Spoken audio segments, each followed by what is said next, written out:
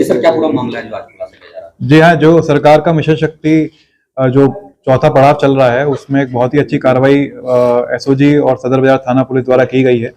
इसमें एक गिरोह के बारे में पता चला था जो एक पोर्टेबल अल्ट्रासाउंड मशीन लेकर और एक एप्पल का आईपैड लेकर सेक्स डिटर्मिनेशन कर रहा था, जेंडर डिटरमाइन कर रहा था, और ये अलग अलग जगह जाकर प्रेग्नेंट महिलाओं से संपर्क कर उनके बच्चे का सेक्स डिटरमाइन करता था और उनसे इसके एवज में 7 से 8 हज़ार रुपये पर प्रेग्नेंट महिला लिया करता था। तो इसकी सूचना पुलिस को मिली मुखबिर के द्वारा।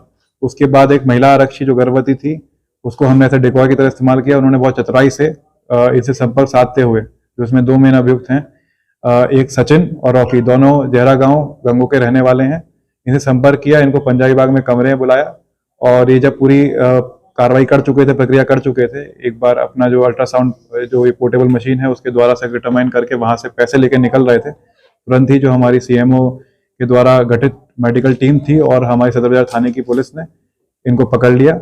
और जब इनको पकड़ा तो इनसे पूछताछ की गई तो उन्होंने पूरी तरह से अपना कन्फेशन किया कि जो कार्य करते थे वो किस तरह कर रहे हैं।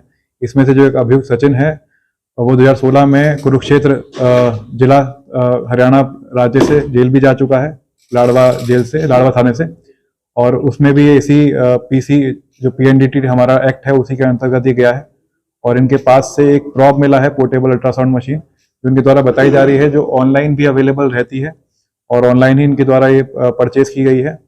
और ये चाइनीज मॉडल है और एक जो इनको एप्पल का आईपैड है वो भी इनके द्वारा ऑनलाइन फ्लिपकार्ट से खरीदा गया है और उसी में एक सॉफ्टवेयर डाउनलोड करते थे और उसी में उसका बेसिकली रिफ्लेक्शन आता था, जो आपके पेट के अंदर है उसका रिफ्लेक्शन आता था।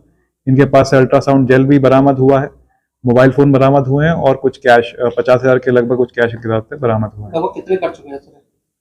ऑन एन एवरेज डेली इनकी द्वारा पूछा गया तो 3 से 4 महिलाएं ये वो कर रहे थे और इनको संपर्क दिलाने में कुछ आशा कार्यकर्ती और कुछ पैथोलॉजी लैब में जो लोग काम कर रहे हैं वो भी इनके संपर्क में रहते थे। उनके द्वारा टिप दी जाती थी कि ये महिला है जो जानना चाहती है अपने जो फीटस का सेक्स है वो जानना चाहती है।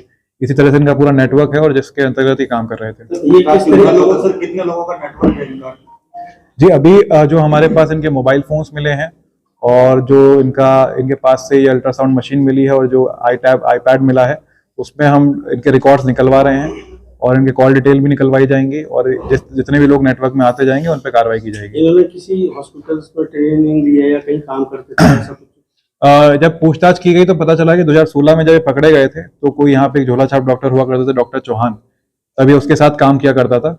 वो उस प्रकरण में 2016 में जेल भी गया था और तब से ही जब इसको लगा कि इस तरह काम किया जा सकता है तभी बाकी लोगों के संपर्क में आया और इसने ये मशीन मंगा के काम करने लगा।